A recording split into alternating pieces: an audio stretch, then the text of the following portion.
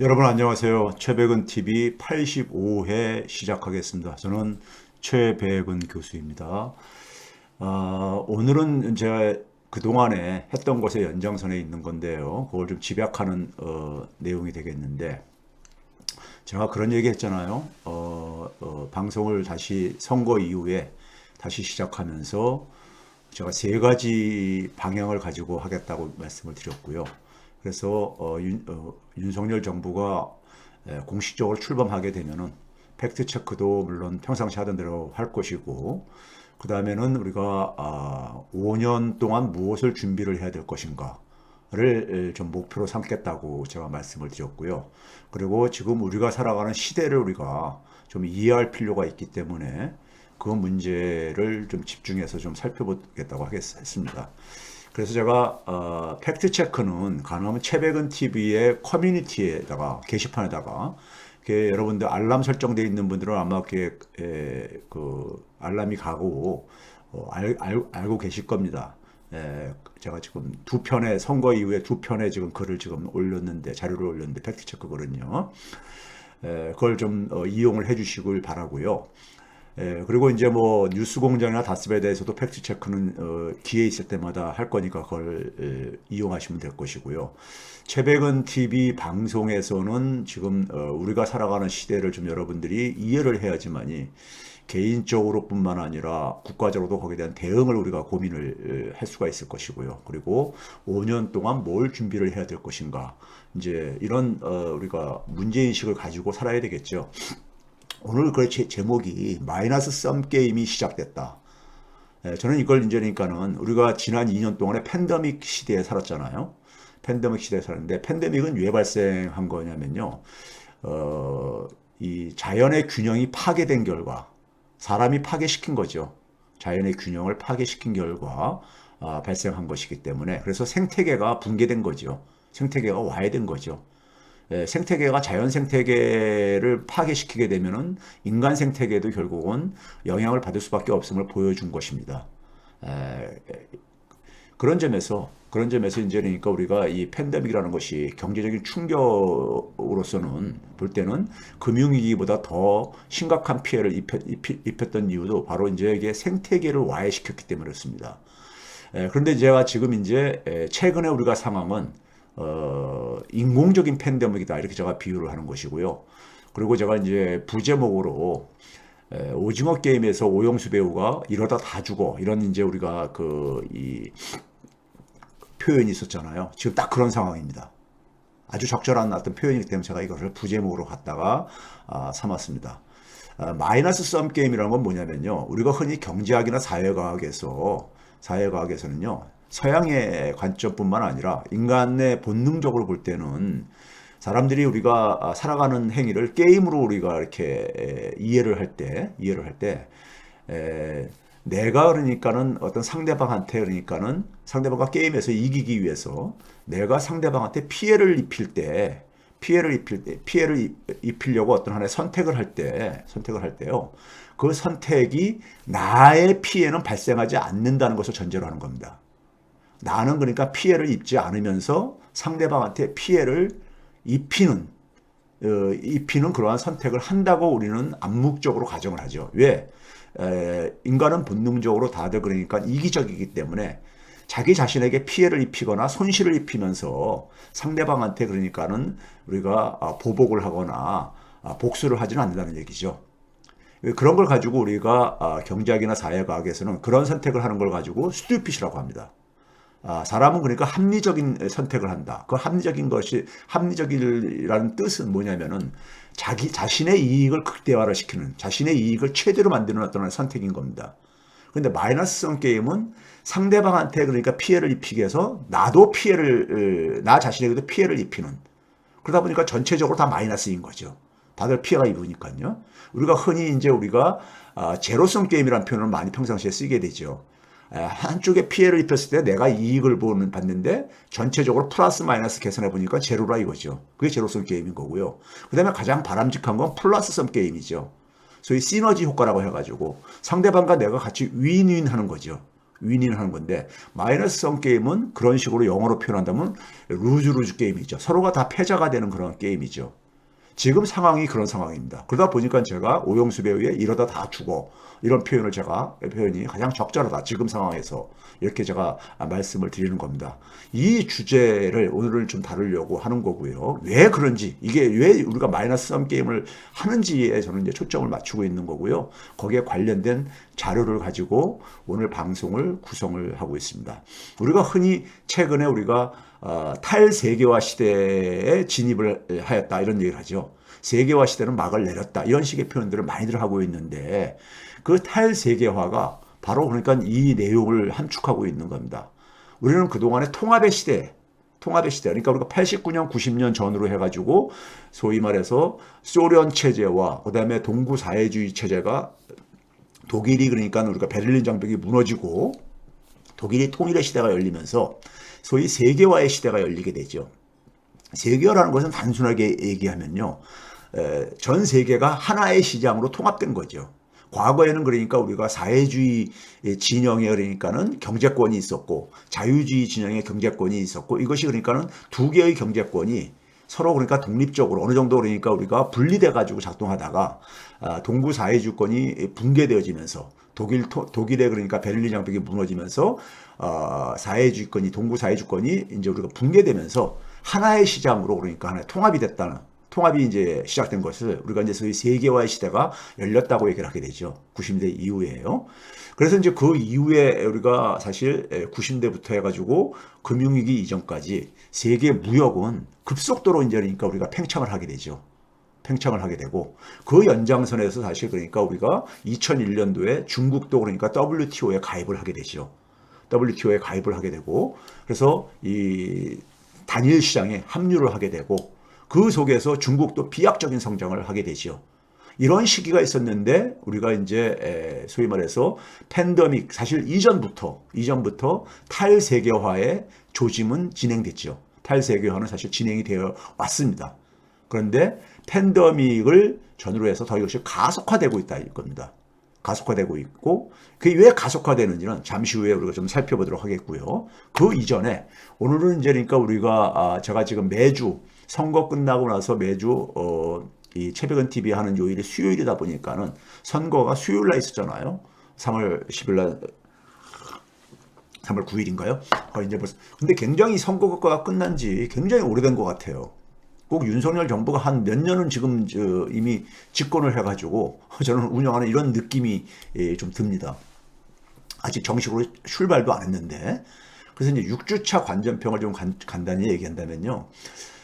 윤석열 당선자가 정치하는 이유는 저는 대한민국의 특권층 질서를 유지하기 위한 거라고 저는 이제 결론을 내릴 수밖에 없습니다.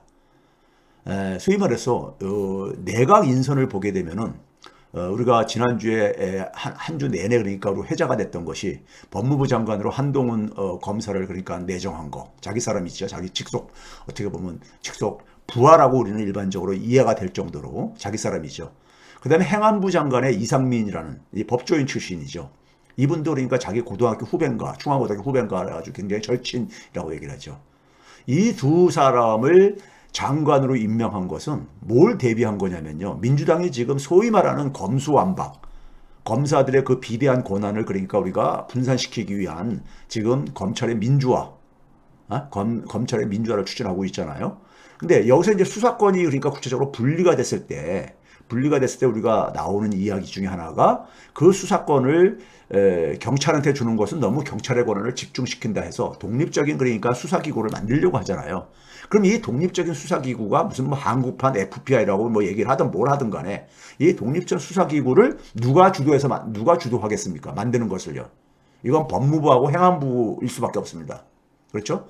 경찰이라는 게 행안부 산하이고 법무부가 그러니까 사실은 이 법조적인 체계를 만드는 데니까요. 그래서 여기에 그러니까 자기 사람을 자기의 그러니까 개인적으로 자기가 그러니까는 소위 믿을 수 있는 사람을 앉혔다는 얘기는 이 새로운 수사기구를 검찰의 이중대로 만들겠다는 거죠. 검찰의 이중대로 만들겠다는 겁니다. 우리가 공수처를 만들고 나서 그것을 입법기관에서 처리하는 과정 속에서 굉장히 우리가 성격이 변질되었듯이 예? 검찰 이중대로 만들겠다는 거죠. 그래서 검찰공화국은 영원히 이걸 이제 그러니까 하겠다는 것이 이 윤석열 당선자가 저는 지금 하고 있는 방향이라고 봅니다. 대한민국의 특권은요, 기본적으로 검찰, 모피아, 언론을 내세운 그리고 그 뒤에 재벌 자본이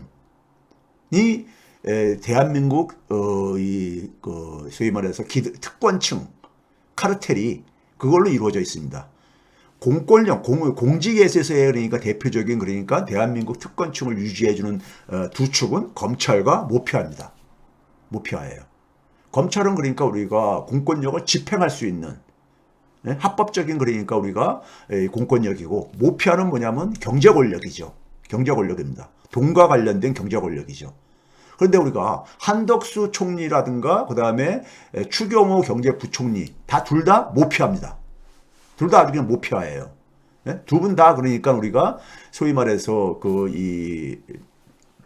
과거에 그러니까 우리가 외환위기 이후에 월가가 그러니까 월가의 이해에 따라서 대한민국의 금융 시스템을 재편하는 데 속에서 핵심적인 역할을 했던 사람들입니다. 핵심적인 역할을 했던 사람들이에요. 그래서 지금도 그러니까는 우리가 많은 그러니까 우리가 이 논란에 오르내리는 이유가 이분들은 모피아예요. 그리고 이제 외부의 언론이 있죠. 검찰과 모피아 언론이 재벌과 그러니까 재벌 자본과 한 통속이 되어가지고 대한민국의 특권을 그러니까 재생산하고 있는 거죠. 사실 이런 특권을 견제하는 것이 바로 정치죠. 민주주의죠. 민주주의입니다. 그렇기 때문에 당선자가 그러니까는 정치를 안 한다고 할 때, 정치를 민주주의에 대한 그러니까는 깊은 식견이 없고 정치를 하지 않을 때, 오히려 뭐냐면 그다음에 특권층이 그러니까는 하나의 도구가 될 때, 대통령이 선출 권력의 대통령이 될 때 그 결과는 우리가 뻔한 거죠. 이미 그러니까 특권층들이 지배하는 세상인데, 오히려 거기다 그러니까 선출 권력의 정점에 있는 대통령조차도 그 특권층을 대변하겠다고 하면은 그 나라와 그 나라의 일반 대다수 서민들의 그러니까 운명이라는 것은 풍전등화에 내몰릴 수밖에 없다는 거죠. 아주 그래서 힘든 시간을 많은 사람들이 걱정을 하고 있는 거죠. 즉 예를 들어서 윤석열 당선자가 항상 그러잖아요. 기업인들을 만나고 그러잖아요. 예? 노조보다도 기업을. 사실 선출 권력은 뭐냐면은 소외된 계층을 먼저 만나야 되는 거죠. 왜 그러냐면은 시장은 이미 그러니까는 자본이 보다 더 많은 권력을 가지고 있는 기울어진 운동장이거든요. 그러면 우리가 그 기울어진 운동장을 조금 균형을 맞춰주기 위해서는 정치는 바로 뭐냐면은 소외된 계층을 대변을 해야 되지만이 그 사회는 우리가 건강하게 그래도 이게 유지가 될 수 있는 겁니다. 질서가요. 근데 그걸 포기하고 오히려 뭐냐면은 그 권력이 집중된 분야에 더 힘을 실어주겠다고 하고 앉아있으니까요. 예? 실어주겠다고 하니까는 소외된 계층들은 그러니까는 상대적으로 더 힘든 시절을 가질 수밖에 없다는 겁니다. 그런 점에서 윤석열 당선자가 보여준 것은, 윤석열 당선자가 정치한 이유는 기본적으로 특권층, 본인도 특권층 출신이잖아요. 예? 특권층이 그러니까는 그 정점에 있었던 정치검찰의 상징적인 존재잖아요. 그러다 보니까는 그게 자연스럽게 지금 이제 구체화되고 있는 거라고 저는 보고 있고요. 그 다음에 이제 우리가 지난주에 딱 봤을 때 이제 그 류군 시인 중에 류군이라고 있습니다. 시인이라고 있습니다. 저는 페북 친구였었는데 제가 이제 페북을 안 하다 보니까는 근데 이제 보도 난 걸 보고 쓴 거였는데, 류군 시인이 이런 글을 올렸다고 해요. 윤석열 따위 인간이 대통령 되었다고, 김건희 따위 인간이 대한민국 대통령 부인이 되었다고, 한동훈 따위 인간이 득세한다고 슬퍼하는 게 아니다. 슬프고 부끄러운 것은 어떻게 살든 대통령이 될 수 있고, 무슨 짓을 하든 대통령 부인이 될 수 있고, 더 무엇을 하든 득세할 수 있는 세상이 되었다는 사실이 부끄러운 것이다. 이런 이제 글을 올렸다고 전해지고 있어요. 제가 직접 확인한 건 아닙니다. 제가 페북을 하지 않으니까요. 그런데 저는 이것을 보면서 제가 어떤 느낌을 받았냐면요. 저는 교육자입니다. 선생으로 한평생을 살았어요.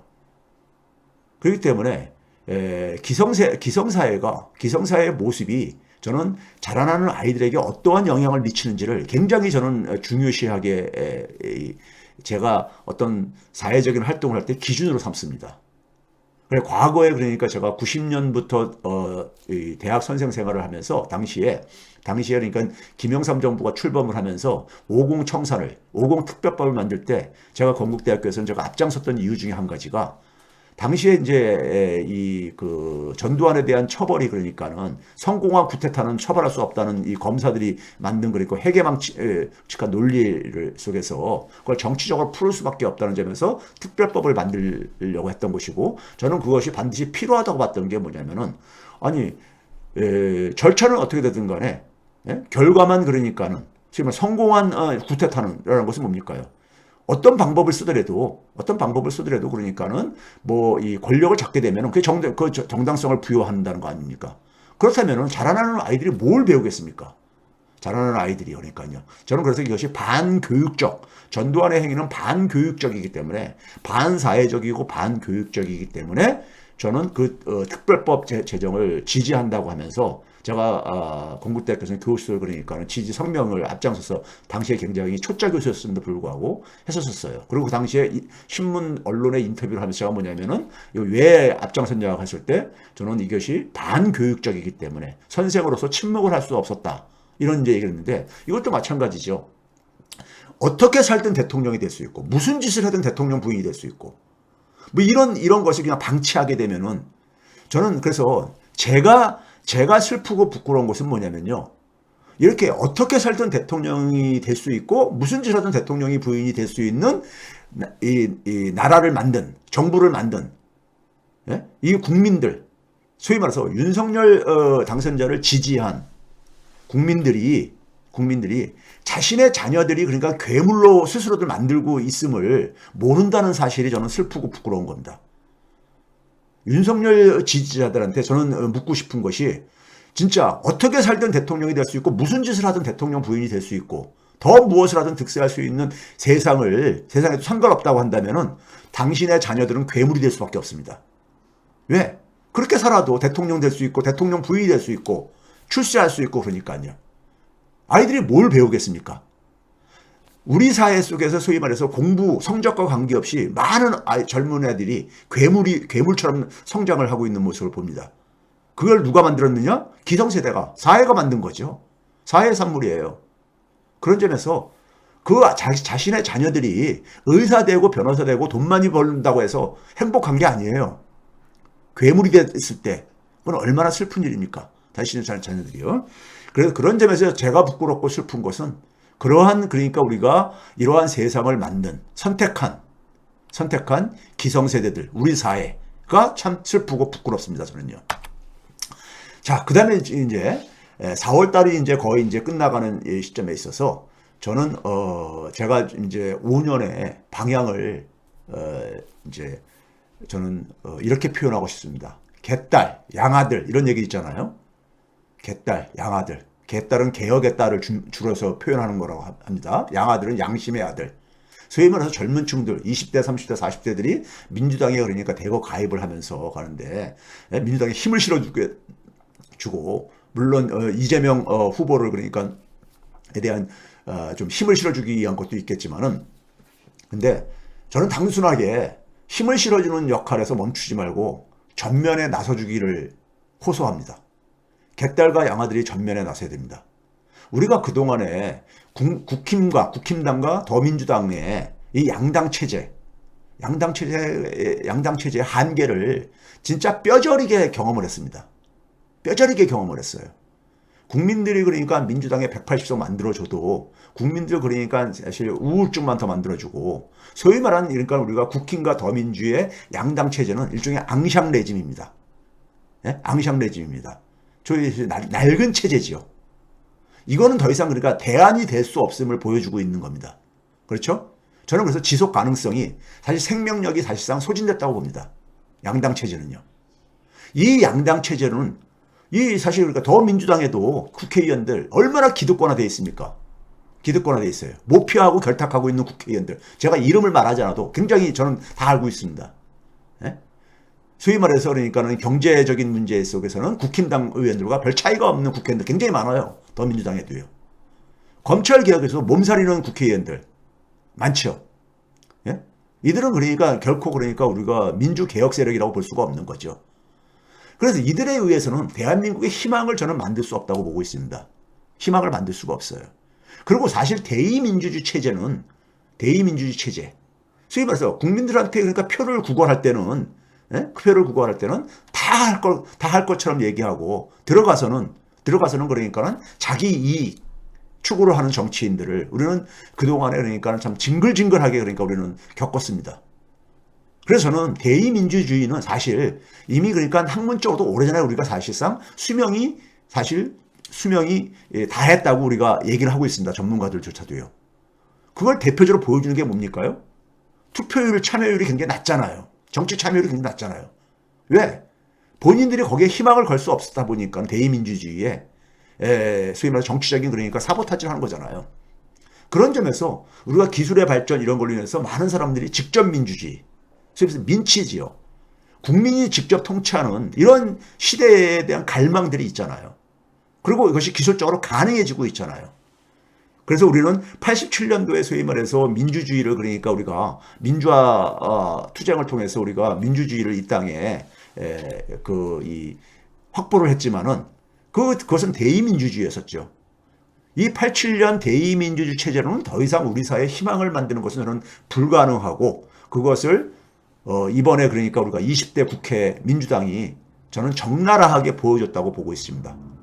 그런 점에서 한국판 포데모스, 스페인에 그러니까 우리가 새로운 정치 운동이었었죠. 우리는 할 수 있다라는 스페인의 포데모스 같은, 예? 아니면 우리가 한국판 앙마르슈, 프랑스에 그러니까 우리가 소위 말해서 그러니까 국회의원 하나도 없이 그러니까는 우리가 정당을 만들어가지고 대통령이 된 그러니까 우리가 프랑스에 전진을 하는 공화국, 이 한국판 앙마르슈 이런 게 다 뭐겠습니까? 기존 체제에 대한 실망, 기존의 정당들이 그러니까 제대로 그러니까는 민의를 반영할 수 없다는 것을, 예?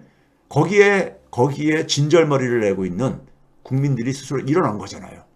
특히 청년들이 중심이 돼가지고 일어난 거잖아요. 깃발을 든 거잖아요. 저는 마찬가지로 우리 사회 속에서도 개딸과 양아들들이 20대, 30대, 40대들이 저는 전면에 나서야 된다고 봅니다. 그들이 전면에 나서야 되는 겁니다. 그냥 단순하게 지원군으로만 존재하는 것은 의미가 없습니다. 그래가지고는 바뀌지 않습니다. 전면에 나서야 됩니다. 오히려 뭐냐면은 이 자본과 권력에 포획되지 않고 삶을 살아온 민주화 세대들이 그들의 뒷배가 되어줘야 됩니다.